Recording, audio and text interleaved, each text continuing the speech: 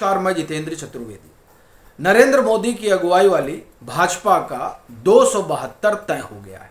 यानी जिस जादुई आंकड़े से 2024 के लोकसभा चुनाव में भाजपा वंचित रह गई थी, वो आंकड़ा वो छूने जा रही है। इसका मतलब ये हुआ कि 240 है और उसमें 32 जोड़ने जा रहे हैं।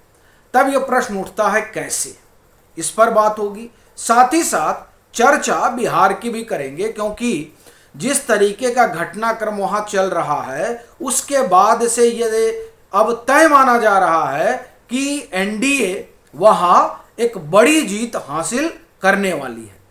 तो इस निष्कर्ष पे जब आया गया है तो जाहिर सी बात हो कोई कारण होगा, तो उन कारणों की भी हम लोग विस्तार से पड़ताल करेंगे। लेकिन शुरुआत करते हैं भाजपा के जादुई आंकड़े से। अब पहला प्रश्न ये उठता है कि कैसे 272 होने जा रही है भाजपा। कौन सी वो पार्टी है जिसके सांसद जो है वो अपनी पार्टी को छोड़कर भाजपा के साथ जुड़ने जा रहे हैं। इस तरह के तमाम प्रश्न स्वाभाविक तौर पर उठते हैं जब आप 272 की बात करते हैं। तो उसके लिए हम आपको लिए चलते हैं उपराष्ट्रपति चुनाव के जो नतीजे आए हैं उन नतीजों पर। जब उन नतीजों की आप छानबीन करेंगे तो देखेंगे कि वहां पर तकरीबन 25 से 30 जो है सांसदों ने क्रॉस वोटिंग की है। और किसके पक्ष में की है? बीजेपी के पक्ष में की है। यह अपने आप में बहुत बड़ी चीज है। और ये जो क्रॉस वोटिंग हो रही है वो इंडिया ब्लॉक की तरफ से हो रही है। यानी इंडिया ब्लॉक टूटने के लिए तैयार बैठा है। और उसमें चर्चा कई लोगों की हुई। उसमें चर्चा उद्धव ठाकरे गुट की हुई, उसमें चर्चा शरद पवार गुट की हुई, उसमें कहीं कहीं तो कुछ लोग अखिलेश यादव की पार्टी की भी बात कर गए। कुछ लोग झारखंड मुक्ति मोर्चा में चले गए। कुछ एक ने कहा कि साहब आम आदमी पार्टी में भी हो सकता, लेकिन आम आदमी पार्टी वाला मसला जो है वो लोकसभा का तो है नहीं, सो उसको हम लोग किनारे रखते हैं। लेकिन इतनी पार्टियां रही जिनके बारे में आम आदमी पार्टी को छोड़कर जिनके बारे में चर्चा रही कि इन लोगों ने, आम आदमी पार्टी की भी बात हुई क्रॉस वोटिंग को लेकर, लेकिन चूंकि हम 272 की बात कर रहे हैं तो इसीलिए आम आदमी पार्टी को हमने किनारे रख दिया, बाकी की बात हो रही है। तो अब यहां से क्रॉस वोटिंग की खबरें हैं साहब। कुछ एक तो यह भी कह रहे हैं कि कांग्रेस में भी सेंध लग गई और वहां के लोगों भी इधर चले आए। तो यानी ये जो नतीजे रहे उन नतीजों ने एक बात तो साफ कर दी कि भाजपा के साथ आने के लिए इतने जो सांसद हैं वो तैयार बैठे हैं।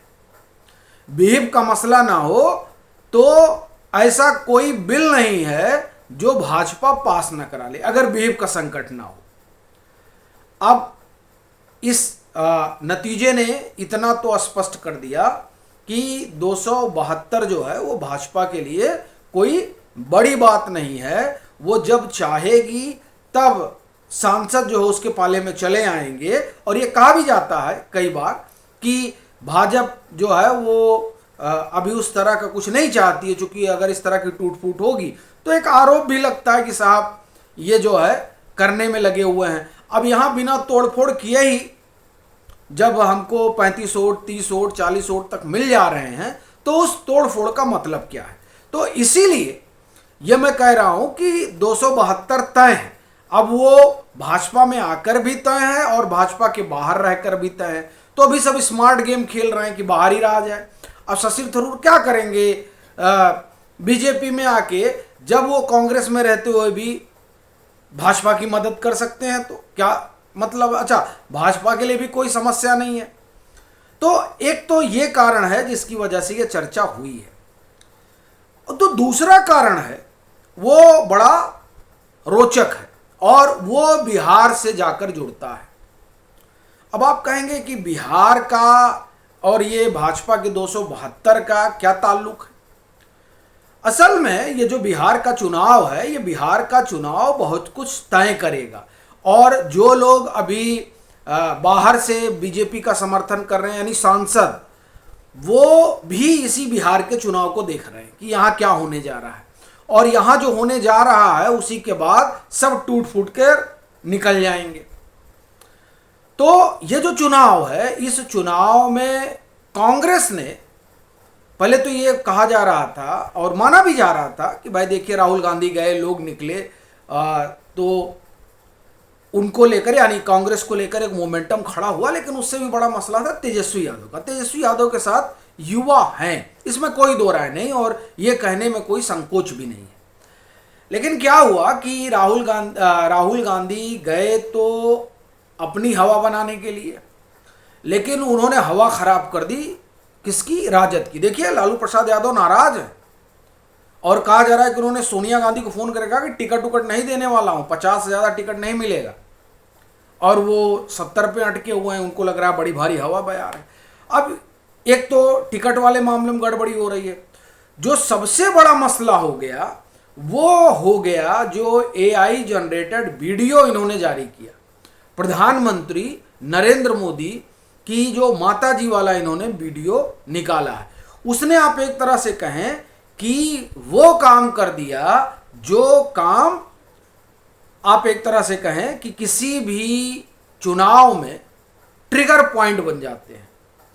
अब ये जो उन्होंने वीडियो जारी किया, उसने पूरी यानी जो भाजपा के कार्यकर्ता किसी कारण नाराज भी रहे हों अपने नेता से, अपनी सरकार से, वो सब अब खड़े हो गए। और ये वाकई में इसे कहते हैं पैर कुल्हाड़ी पर दे मारना। यानी आपने माहौल बनाया था कि 2-4 सीटें जीत लेंगे, लेकिन अब आपने ऐसा विवाद खड़ा कर दिया जिसकी वजह से बिहार में महागठबंधन की हार सुनिश्चित हो गई। और कांग्रेस को तो नहीं लगता कि कुछ मिलने जा रहा है, और जो कांग्रेस से वहां जुड़ा रहेगा उसका भी आप एक तरह से कहें कि बंटाधार होना तय माना जा रहा है। वैसे भी बिहार में एक चीज स्पष्ट हो गई थी इन्हीं की यात्रा के बाद, जो तमाम लोग वहां गए और लौट कर आए। खास तौर से मैं इसमें नीरजा चौधरी की बात करूंगा, वरिष्ठ पत्रकार, वो बहुत न्यूट्रल जर्नलिस्ट हैं, उनका अपना जो झुकाव है वो अलग मसला है, लेकिन जब वो पॉलिटिकल एनालिसिस करती हैं तो उसमें वो कोई आप एक तरह से कहें कि दूराग्रह पूर्वाग्रह नहीं रखती है।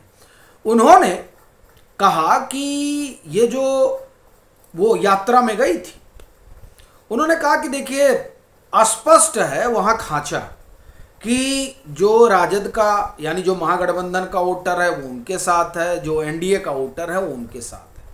नीतीश कुमार का वोटर नीतीश कुमार के साथ खड़ा है, महिलाएं जो हैं वो नीतीश कुमार के साथ खड़ी हैं, जो महादलित है वो नीतीश कुमार के साथ खड़ा है, जो भाजपा का वोटर है 25% 26% वो भाजपा के साथ खड़ा है। यानी कहीं कोई असमंजस वाली स्थिति नहीं है। हाँ, युवा जरूर तेजस्वी के साथ खड़े हैं, इसमें कोई दो राय नहीं, लेकिन इसके बाद भी जो विनिंग कॉम्बिनेशन है वो विनिंग कॉम्बिनेशन एनडीए का जस का तस बना हुआ है। अब उसमें यह माना जा रहा था कि हो सकता है थोड़ा 19-20 हो, बावजूद इसके कि इस बार तेजस्वी यादव भी एनडीए में है, उपेंद्र कुशवाहा भी एनडीए में है, चूंकि 2020 के चुनाव में ये दोनों लोग एनडीए का हिस्सा नहीं थे, अभी ये दोनों लोग एनडीए में हैं। लेकिन इसके बाद भी ये कहा जा रहा था कि नहीं, तेजस्वी यादव जो है उनके पक्ष में युवा रहेंगे और कुछ जो है वो सीटें हासिल करेंगे, मुकाबला बड़ा कांटे का रहेगा।